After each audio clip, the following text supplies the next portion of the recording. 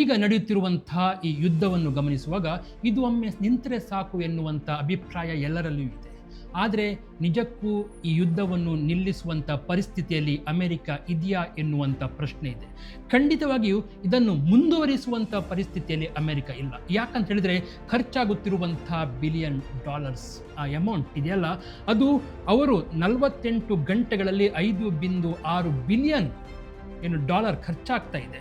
ಇದು ನಿಜಕ್ಕೂ ಅಮೆರಿಕಕ್ಕೆ ಒಂದು ದೊಡ್ಡ ಆರ್ಥಿಕ ಹೊರೆ. ಹಾಗಂತೇಳಿ ಈ ಯುದ್ಧವನ್ನು ಯುದ್ಧದಿಂದ ಹಿಂದಕ್ಕೆ ಸರಿದ್ರೆ ಖಂಡಿತ ಕೂಡ ಇದು ಇದಕ್ಕಿಂತ ಹೆಚ್ಚು ಘನಘೋರವಾಗಿರುವಂಥ ಒಂದು ಆರ್ಥಿಕ ಹೊರೆ ಅಮೆರಿಕದ ಮೇಲೆ ಬೀಳುತ್ತೆ. ಹೇಗೆ ಯುದ್ಧವನ್ನು ಮುಂದುವರಿಸುವುದು ಮತ್ತು ನಿಲ್ಲಿಸುವುದು ಸದ್ಯ ಅಮೆರಿಕದ ಕೈಲಿಲ್ಲ. ಯಾಕೆ ಎನ್ನುವುದು ಈಗ ಇರುವಂತಹ ಪ್ರಶ್ನೆ.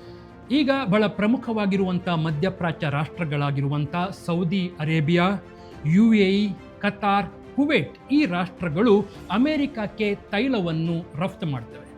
ಇಲ್ಲಿ ಡಾಲರ್ ಲೆಕ್ಕದಲ್ಲಿ ಒಪ್ಪಂದ ಆಗಿದೆ ಮತ್ತು ಡಾಲರ್ ವಿನಿಮಯ ಆಗ್ತಾ ಉಂಟು. ಇಲ್ಲಿ ಇವರು ಮಾರುವಂಥ ತೈಲದಿಂದಾಗಿ ನೇರವಾಗಿ ಅಮೆರಿಕದಲ್ಲಿ ಇವರಿಗೆ ಆ ಉತ್ಪನ್ನಗಳ ಮೇಲೆ ಸಿಗುವಂಥ ಲಾಭ ದೊಡ್ಡ ಪ್ರಮಾಣದಲ್ಲಿದೆ. ಆದರೆ ಈ ರಾಷ್ಟ್ರಗಳು ಈ ಲಾಭವನ್ನು ಅಮೆರಿಕದಲ್ಲೇ ಕೊಡ್ತಾ ಇದೆ. ಇದನ್ನು ಪೆಟ್ರೋ ಡಾಲರ್ ಅಂತೇಳಿ ಒಂದು ವರ್ಡ್ ಕಾಯಿನ್ ಮಾಡಲಾಗಿದೆ.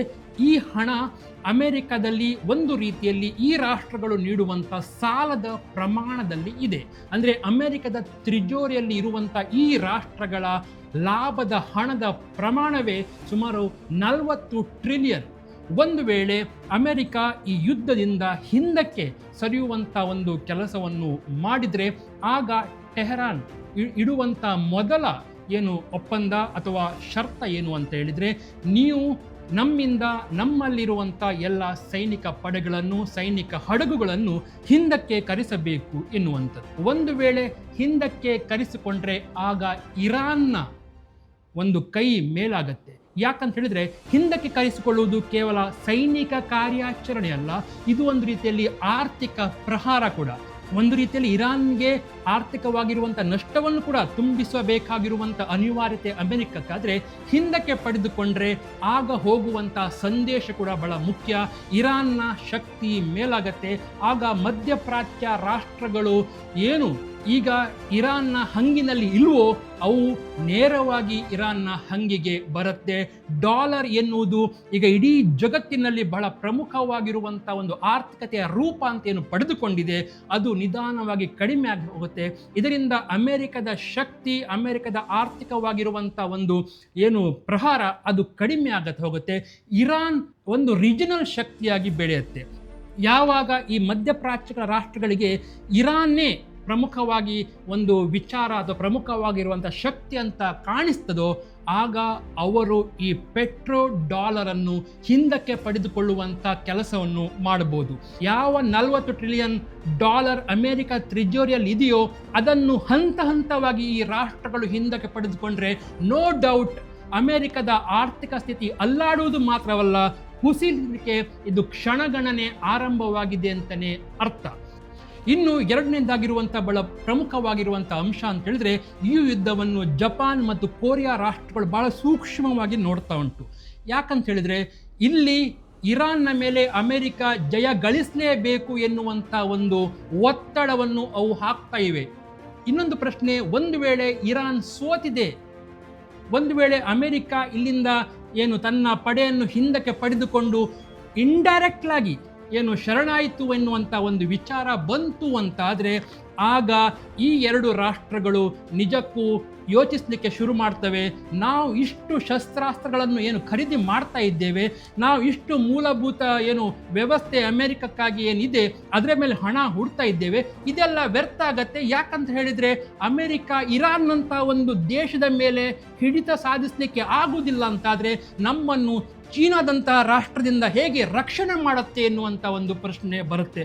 ಆದ್ದರಿಂದ ಇದೂ ಕೂಡ ಇಂಡೈರೆಕ್ಟ್ ಆಗಿ ಅಮೆರಿಕಕ್ಕೆ ಒಂದು ಹೊಡೆತ, ಆರ್ಥಿಕತೆಯದ್ದು ಅಂತ ಹೇಳಲಿಕ್ಕೆ ಯಾವುದೇ ರೀತಿಯಲ್ಲಿ ತೊಂದರೆ ಇಲ್ಲ.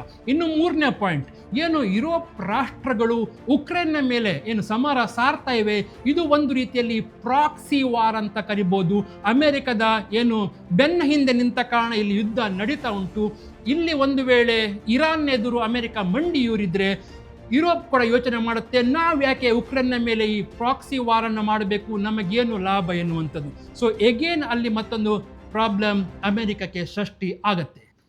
ಇನ್ನು ಇರಾನ್ನ ಕರ್ಗ್ ಎನ್ನುವಂಥ ದ್ವೀಪದಲ್ಲಿ ಸುಮಾರು 90% ತೈಲ ನಿಕ್ಷೇಪ ಇರುವುದು.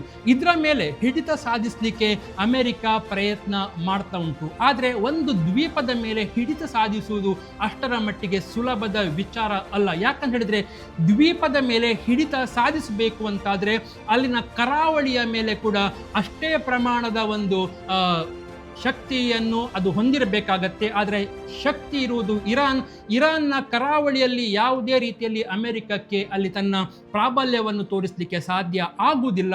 ಇನ್ನು ಒಂದು ವೇಳೆ ಅಲ್ಲಿ ಇರಾನ್ನ ಕರಾವಳಿಯ ಮೇಲೆ ಅದು ಬಂದು ಆಕ್ರಮಿಸಿಕೊಂಡಿತ್ತು ಅಂತ ಆದರೂ ಕೂಡ ಅಲ್ಲಿ ಅದಕ್ಕೆ ಬೇಕಾಗಿರುವಂಥ ಪೂರ್ವ ತಯಾರಿಗಳು ಬೇಕಾಗತ್ತೆ. ಮುಖ್ಯವಾಗಿ ಬೆಟ್ಟ ಗುಡ್ಡಗಳ ಮೇಲೆ ಕೂಡ ಹಿಡಿತವನ್ನು ಸಾಧಿಸಬೇಕಾಗತ್ತೆ. ಅದು ಅಮೆರಿಕಕ್ಕೆ ಸಾಧ್ಯ ಆಗುವುದಿಲ್ಲ. ಅಲ್ಲಿ ಒಳಗೆ ಹೋದ ನಂತರ ಕೂಡ ಅಮೆರಿಕ ನಿಜಕ್ಕೂ ದೊಡ್ಡ ರೀತಿಯಲ್ಲಿ ತೊಂದರೆಗೆ ಸಿಕ್ಕಾಕಿಕೊಳ್ಳುವಂಥ ಸಾಧ್ಯತೆ ಉಂಟು. ಆದ್ದರಿಂದ ಕರ್ಗ್ ಎನ್ನುವಂಥ ದ್ವೀಪವನ್ನು ವಶಪಡಿಸಿಕೊಳ್ಳುವುದು ಎನ್ನುವುದು ಕೂಡ ಅಮೆರಿಕದ ಪಾಲಿಗೆ ಒಂದು ದೊಡ್ಡ ಮಾರಣಾಂತಿಕ ಹೊಡೆತಾಗತ್ತೆ. ಇಷ್ಟೆಲ್ಲ ವಿಚಾರಗಳು ಇರುವುದರಿಂದ ಅಮೆರಿಕ ಈ ಯುದ್ಧವನ್ನು ಮುಂದುವರಿಸುವಂತೆ ಇಲ್ಲ, ತಟಸ್ಥವಾಗುವಂತೆ ಇಲ್ಲ, ಮತ್ತೆ ಹಿಂದಕ್ಕೆ ಪಡೆದುಕೊಳ್ಳುವಂತಿಲ್ಲ. ಯಾಕಂತ ಹೇಳಿದ್ರೆ ಹಿಂದಕ್ಕೆ ಪಡೆದುಕೊಳ್ಳುವಂತಿಲ್ಲ ಎನ್ನುವುದು ರಾಜಕೀಯ ಲೆಕ್ಕಾಚಾರವಲ್ಲ, ಆರ್ಥಿಕತೆಯ ಲೆಕ್ಕಾಚಾರ. ಮತ್ತು ಅಮೆರಿಕದ ಇಡೀ ಆರ್ಥಿಕತೆ ಈ ಒಂದು ವಿಚಾರದ ಮೇಲೆ ಡಿಪೆಂಡ್ ಆಗಿದೆ.